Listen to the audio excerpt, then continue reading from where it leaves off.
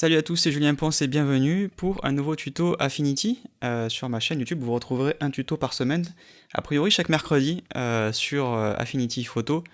Et vous retrouverez aussi ces tutos en anglais, mais j'imagine que si vous regardez cette vidéo ici, c'est parce que vous êtes intéressé par la version française. Alors au programme aujourd'hui, on va parler de HDR. Donc je m'adresse aux débutants dans ces tutos, évidemment. Et aujourd'hui, le but, c'est de savoir comment on assemble un HDR et comment on le retouche dans Affinity. Vous allez voir que c'est hyper simple. On va aller dans Fichier et c'est ici qu'on va trouver une nouvelle fusion HDR. Donc vous savez que pour faire du HDR, il faut avoir de quoi fusionner en HDR. Et ici, je vous amène trois fichiers sources. Donc si vous regardez sur YouTube, vous avez un lien en bas qui vous permet d'aller télécharger ces trois photos sur mon site pour un usage sous licence Creative Commons non commercial, bien entendu, pour que vous puissiez au moins vous entraîner dans les mêmes conditions que moi. Si vous regardez cette vidéo sur tuto.com, puisque je publie aussi ces vidéos sur tuto.com, en général elles ne sont pas publiées en même temps, mais elles finissent toujours par arriver sur tuto.com, vous avez évidemment la section qui permet de télécharger des fichiers sources, donc il n'y a plus qu'à cliquer pour avoir les fichiers sources. Donc j'ai ici trois images que je vais peut-être essayer de vous grossir un tout petit peu. Si je double-clique, normalement voilà, ça s'affiche dans Photos sur Windows 10. Donc c'est un shoot qui a été fait en Écosse.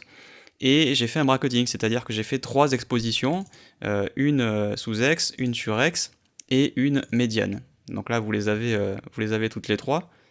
Donc hop, là c'est la sur X, là c'est la sous X, et là c'est la médiane. Et le but du jeu c'est quoi? C'est d'avoir de la matière dans le ciel, mais du coup c'est sous-exposé au premier plan, de la matière au premier plan mais le ciel est complètement surexposé, et puis un peu des deux. Donc avec ces trois photos, on va combiner tout ça dans un super fichier qui va être codé évidemment en plus que 8 bits pour pouvoir contenir toutes ces informations de lumière. Et ensuite, on va faire de la retouche pour pouvoir dévoiler des détails dans les portions qui nous intéressent, les endroits qui nous intéressent. Donc en général, à la fois au premier plan et à l'arrière-plan. Donc on va faire fichier nouvelle fusion HDR, on va cliquer sur ajouter et tout bêtement, on rajoute les trois photos. Donc c'est aussi simple que ça. On va faire un alignement automatique avec ici perspective qui permet en général je crois que dans quasiment tout le temps où j'ai utilisé Fusion HDR, le perspective donnait de meilleurs résultats. Et on va, si jamais vous avez des sujets qui bougent, ce qui est mon cas ici, on a vu des gens, on a vu des touristes qui étaient en train de marcher, ça veut dire que pendant que j'ai fait mes trois photos, même si ça fait clac clac clac, ça va assez vite, hein, c'est l'histoire de 1-2 secondes, vous avez quand même un sujet qui s'est déplacé. Alors, un être humain qui gambade dans l'herbe, ça va pas très vite. Par contre, s'il y a un oiseau qui passe ou ce genre de truc, évidemment vous allez avoir une traînée, notamment sur la version sous-exposée, qui laisse a priori un temps d'exposition, par la version surexposée qui laisse un temps d'exposition plus long, et vous pouvez avoir une traînée. Donc on va cliquer sur supprimer automatiquement les fantômes, et on va réduire au passage un petit peu le bruit, on va cliquer sur OK. Donc en gros, qu'est-ce que ça fait là? C'est hyper simple. En fait, Affinity va charger les trois fichiers dans un seul fichier, il va aligner les calques, et ensuite il va vous proposer une interface qui correspond au persona de ce qu'il appelle le tone mapping, c'est-à-dire la correspondance des tons. Si on traduit littéralement en français, je crois que le tone mapping est resté le même. Le terme est resté en anglais dans la version française d'Affinity. Vous allez pouvoir régler vos lumières, on va le voir ensemble, et ensuite on va pouvoir envoyer ça dans Affinity pour la retouche. Et la retouche, ça va être d'enlever les touristes et d'enlever ici les panneaux, puisqu'on est au bord de la route, mais c'est vrai que c'est pas très sexy de voir un bout de route ici, il faut de deviner qu'il y a un bout de la route. Alors la mission, ça va être de retrouver des détails sur le ciel, sur la montagne, sur l'avant-plan, pour que ce soit bien exposé partout. Et ensuite, ça va être d'aller dans Affinity pour enlever les touristes. Donc là, on arrive dans le tone mapping persona. Vous voyez que c'est ce bouton qui est enclenché ici en haut à gauche. Donc ça a été pris avec un Canon EOS 6D, avec un EF50 1.8. On est sur une image en 32 bits pour pouvoir accueillir suffisamment d'informations. Puisque déjà les fichiers bruts eux-mêmes sont en 16 bits, si on en mélange plein ensemble, il faut avoir suffisamment de valeur. Donc il faut savoir que suivant les capteurs, on peut accueillir 4, 8000, 10 000 valeurs de luminance, en général c'est autour de 4, 4000, 6000 suivant les capteurs, c'est difficile de généraliser, ce qui veut dire que les 65 000 valeurs potentielles que l'on peut stocker en 16 bits, dans le cadre de bracketing un petit peu extrême, si vraiment vous faites un bracketing à 15 vues, vous allez dépasser le nombre d'informations que l'on peut stocker dans un fichier en 16 bits. Donc c'est pour ça que par défaut, tous les HDR dans Affinity s'assemblent sur une image en 32 bits. Donc là, on a vu un calcul s'opérer, donc on a les trois images. Si on va dans l'onglet ton ici, et je vais le sortir pour que ce soit vraiment très visible pour tout le monde, voilà, on a pas mal des panneaux que l'on retrouve dans le Develop Persona qui vous permet de développer des fichiers bruts. Donc ici on va trouver notamment compression de ton. Vous voyez que quand on est à 0, on se retrouve avec une image dont rien n'est équilibré, c'est-à-dire que les tons clairs sont pas spécialement clairs et les tons foncés sont pas spécialement foncés. On est juste au neutre. La compression des tons va un peu accentuer tout ça, tout en protégeant les zones qui sont déjà un petit peu limites. Par exemple, là-haut, le ciel est un peu surex, on voit qu'il a été protégé. Donc ce qu'on peut faire ici, c'est aller dans le ton foncé et ton clair. Et par exemple, on va juste agrandir tout ça. On va prendre les tons clairs et on va diminuer un petit peu pour ne pas trop surexposer là-haut. Voilà, donc là déjà ça va un petit peu mieux. Au passage, on a perdu un peu de contraste local, donc on va pousser un peu le contraste local pour retrouver du détail.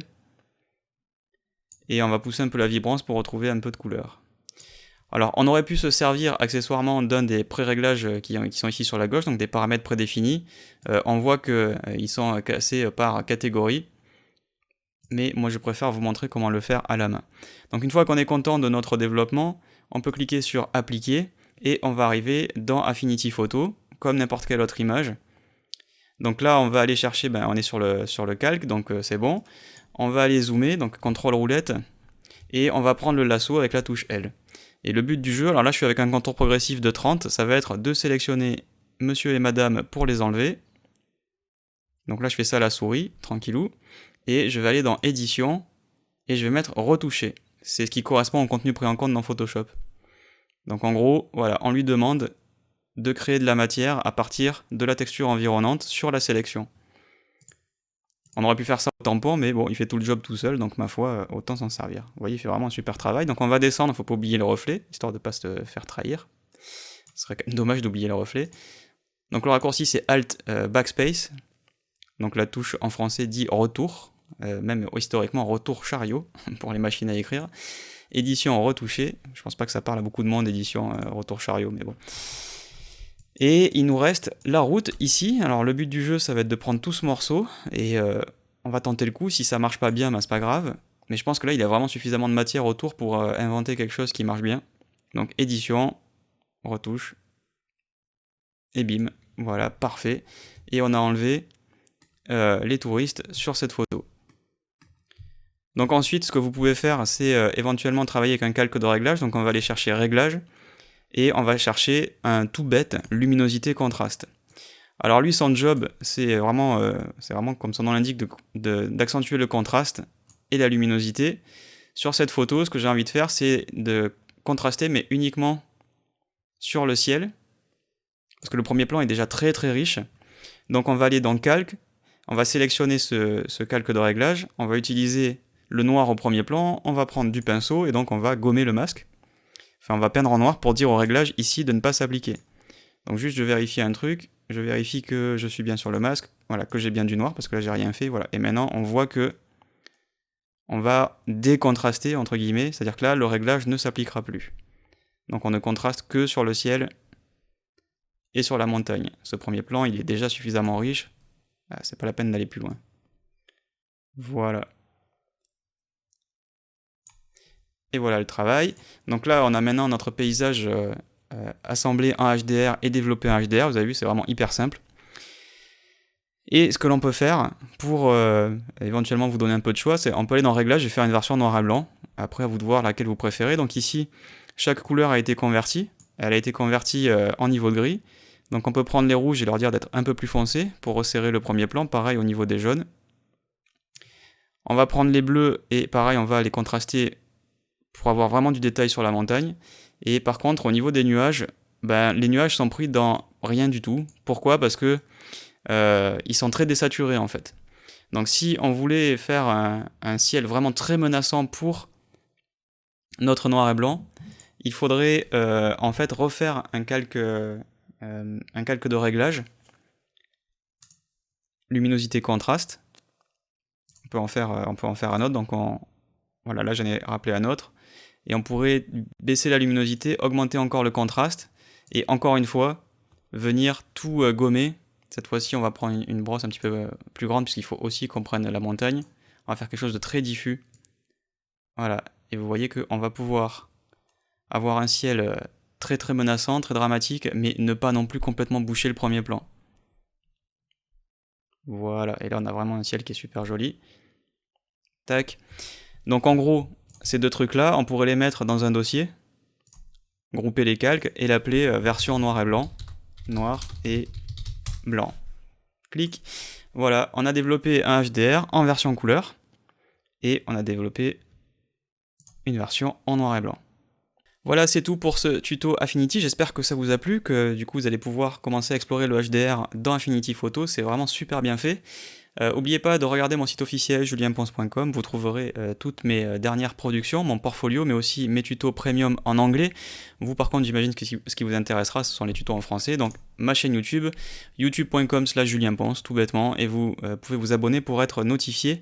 Vous avez aussi la petite icône avec la petite cloche à côté du bouton like pour vous abonner et être notifié des nouveaux tutos. Il y en a au moins un par semaine, en tout cas au moins un par semaine sur Affinity, et le fait d'être abonné vous permet de recevoir la notif et de ne pas en rater un seul.